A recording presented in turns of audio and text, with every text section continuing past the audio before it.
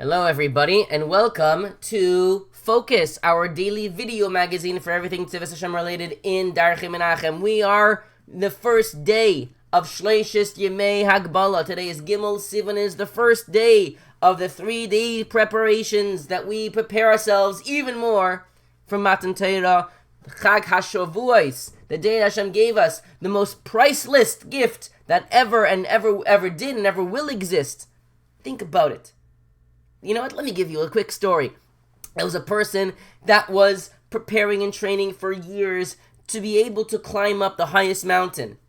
And after years of training, rigorous training, he finally started climbing the mountain. And he started months and months. It took months of climbing that mountain, and spotters and helicopters and who knows what else to make sure of his safety and food and everything. Finally gets to the top of the mountain, and you know what? He sees a child, 5-year-old.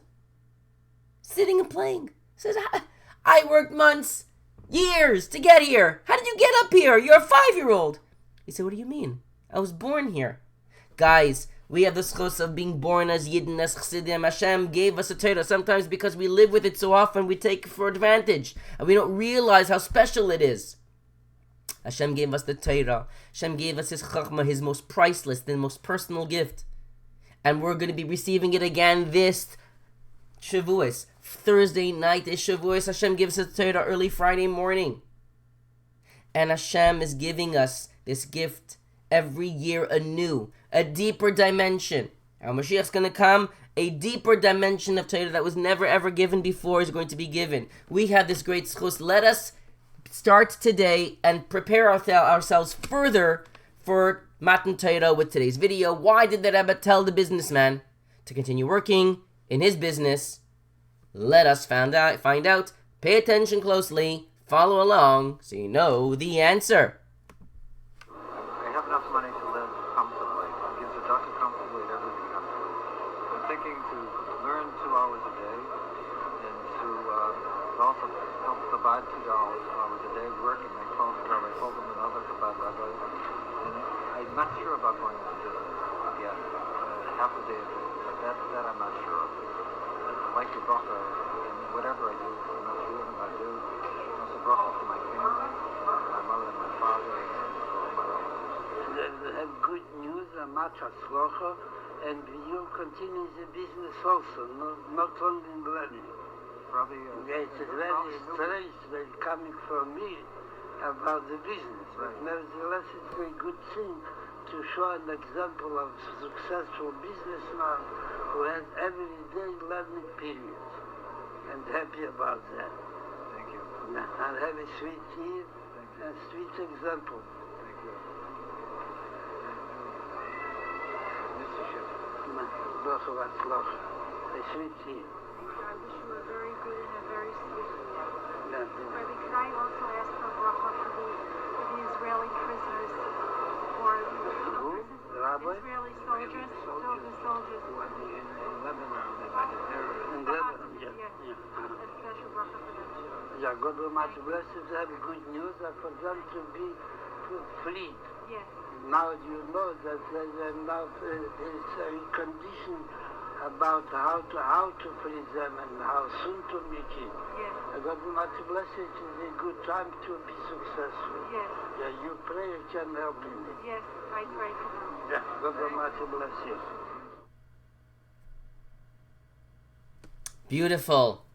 So the question again, why did the Rebbe tell the businessman to continue working in his business? If you know the answer, let your Rebbe know, and you might earn yourself some valuable points. Let's get to story time today. We are going to get to this story in this week's HaChayil magazine, and the story is called Right on Time. For the past few months, I've been thinking about just one thing, my uncle Daniel's chasana. It was supposed to take place on Yud Tes Adar, and I couldn't wait. But as Purim drew nearer, I started hearing the word coronavirus a lot. Did you hear about the new coronavirus regulation? I heard my father say, all gatherings are limited to 100 people. The wedding will have to be smaller than expected. I was disappointed that the wedding would be smaller, but I was still excited. I couldn't wait to dance with my uncle. A few days before the chasana, my father faxed a letter to the Ohel. May the wedding be full of simcha, and may everything work out properly, he wrote. The next morning, Tati opened up a pamphlet of letters from the Rebbe. One letter caught his eye. Regarding the wedding that is supposed to take place on the 19th of Adar. Wow, the same day as the chasna. The letter read, check your tefillin and the mezuzahs in the storage room. Despite the safety concern involving the Gulf War, the chuppah should be held at the original time and date and should be with much success. My father immediately called my grandfather and father of the chassan. You won't believe it, he exclaimed, and read the Rebbe's letter to him.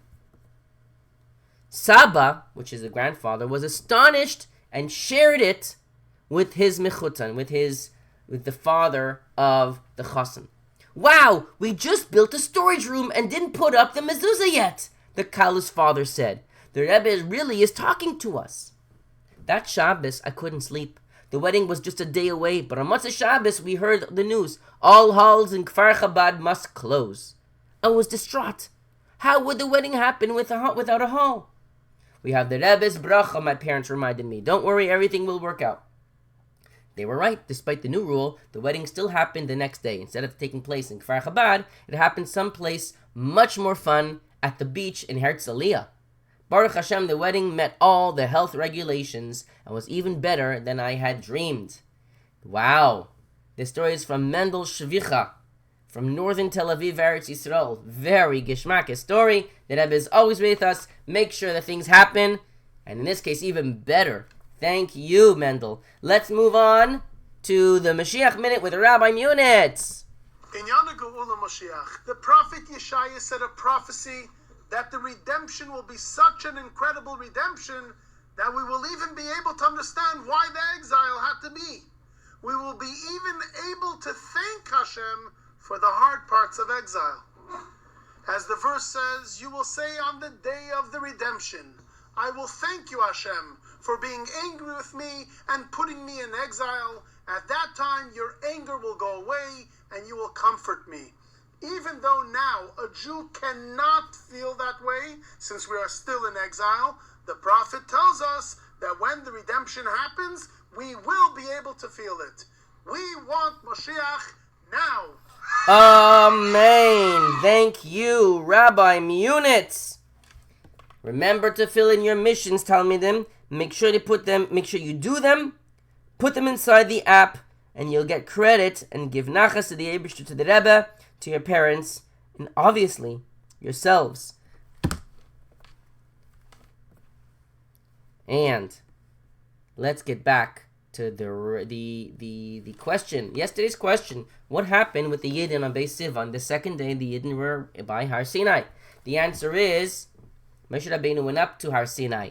So the Yidden saw Moshe Rabbeinu go upstairs to Har Sinai to receive the Torah. The question is today, in Megillas Rus, who does Rus marry to become David HaMelech's grandfather? I wouldn't use the word exactly grandfather, but his ancestor. Meaning, on Shavuos, many people have the minhag to read Megillas Rus. We actually read it, or part of it, in the Tikkun Leil Shavuos that we say when we stay up the whole night.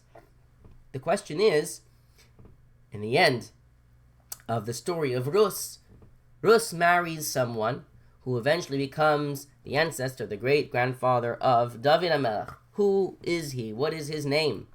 Let your Rebbe know. Guys, officially yesterday was the deadline for the Shavuos contest. However, I'm going to be making a one-day extension. You have a chance to win $50 from Amazon. You have until tonight to send in your submission. If you guys want to be part of it, please, please, please send them in today. You could be part of the chance to win an automatic ice cream and $50 to Amazon. Thank you very much, everybody, for participating.